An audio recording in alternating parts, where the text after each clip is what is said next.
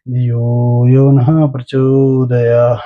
ॐ भूर्भुवस्सुवः तस्य वितुर्वरेण्यं भर्गो देवस्य धीमहि धियो यो नः प्रचोदयात्।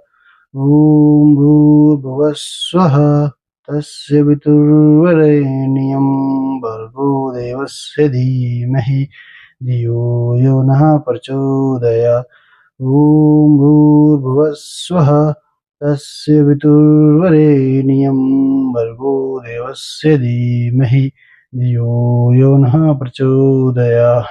ॐ भूर्भुवस्सुवः तस्य वितुर्वरेण्यं भर्गो देवस्य धीमहि धियो यो नः प्रचोदयात्।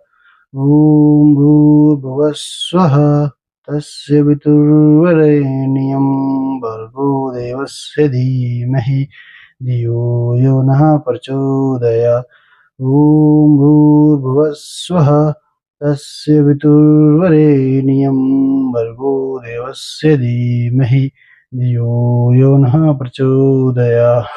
ॐ भूर्भुवस्सुवः तस्य वितुर्वरेण्यं भर्गो देवस्य धीमहि धियो यो नः प्रचोदयात्।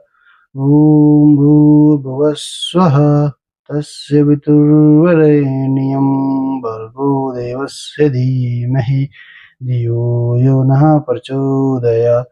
ॐ भूर्भुवस्सुवः तस्य वितुर्वरेण्यं भर्गो देवस्य धीमहि धियो यो नः प्रचोदयात्।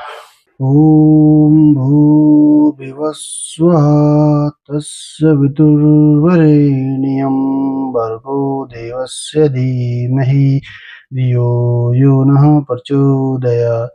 ॐ भूर्भुवस्सुवः तस्य वितुर्वरेण्यं भर्गो देवस्य धीमहि धियो यो नः प्रचोदयात्।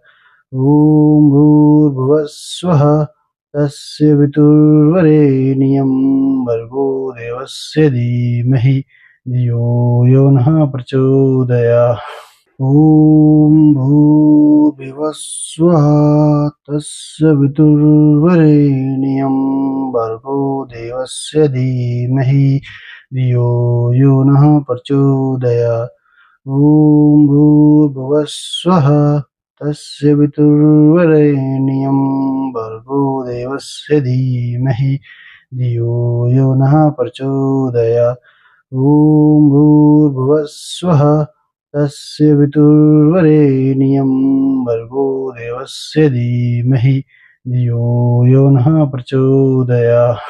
ॐ भूर्भुवस्सुवः तस्य वितुर्वरेण्यं भर्गो देवस्य धीमहि धियो यो नः प्रचोदयात्। ॐ भूर्भुवस्सुवः तस्य वितुर्वरेण्यं भर्गो देवस्य धीमहि धियो यो नः प्रचोदयात्। ॐ भूर्भुवस्सुवः तस्य वितुर्वरेण्यं भर्गो देवस्य धीमहि धियो यो नः प्रचोदयात्। ॐ भूर्भुवस्सुवः तस्य वितुर्वरेण्यं भर्गो देवस्य धीमहि धियो यो नः प्रचोदयात्। ॐ भूर्भुवस्सुवः तस्य वितुर्वरेण्यं भर्गो देवस्य धीमहि धियो यो नः प्रचोदयात्। ॐ भूर्भुवस्सुवः तस्य वितुर्वरेण्यं भर्गो देवस्य धीमहि धियो यो नः प्रचोदयात्। ॐ भूर्भुवस्सुवः तस्य वितुर्वरेण्यं भर्गो देवस्य धीमहि धियो यो नः प्रचोदयात्। ॐ भूर्भुवस्सुवः तस्य वितुर्वरेण्यं भर्गो देवस्य धीमहि धियो यो नः प्रचोदयात्। ॐ भूर्भुवस्सुवः तस्य वितुर्वरेण्यं भर्गो देवस्य धीमहि धियो यो नः प्रचोदयात्। ॐ भूर्भुवः स्वः तस्य वितुर्वरेण्यं भर्गो देवस्य धीमहि धियो यो नः प्रचोदयात्। ॐ भूर्भुवः स्वः तस्य वितुर्वरेण्यं भर्गो देवस्य धीमहि धियो यो नः प्रचोदयात्। ॐ भूर्भुवः स्वः तस्य वितुर्वरेण्यं भर्गो देवस्य धीमहि धियो यो नः प्रचोदयात्। ॐ भूर्भुवः स्वः तस्य वितुर्वरेण्यं भर्गो देवस्य धीमहि धियो यो नः प्रचोदयात्। ॐ भूर्भुवः स्वः तस्य वितुर्वरेण्यं भर्गो देवस्य धीमहि धियो यो नः प्रचोदयात्। ॐ भूर्भुवः स्वः तस्य वितुर्वरेण्यं भर्गो देवस्य धीमहि धियो यो नः प्रचोदयात्। ॐ भूर्भुवः स्वः तस्य वितुर्वरेण्यं भर्गो देवस्य धीमहि धियो यो नः प्रचोदयात्।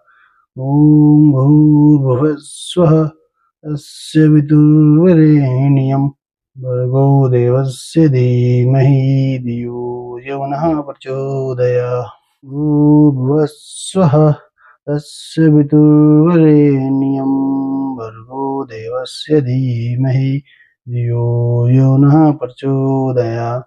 ॐ भूर्भुवः स्वः तस्य वितुर्वरेण्यं भर्गो देवस्य धीमहि धियो यो नः प्रचोदयात्। भूर्भुवः स्वः तस्य वितुर्वरेण्यं भर्गो देवस्य धीमहि धियो यो नः प्रचोदयात्। ॐ भूर्भुवः स्वः तस्य वितुर्वरेण्यं भर्गो देवस्य धीमहि धियो यो नः प्रचोदयात्। भूर्भुवः स्वः तस्य वितुर्वरेण्यं भर्गो देवस्य धीमहि धियो यो नः प्रचोदयात्। ॐ भूर्भुवः स्वः तस्य वितुर्वरेण्यं भर्गो देवस्य धीमहि धियो यो नः प्रचोदयात्। भूर्भुवः स्वः तस्य वितुर्वरेण्यं भर्गो देवस्य धीमहि धियो यो नः प्रचोदयात्।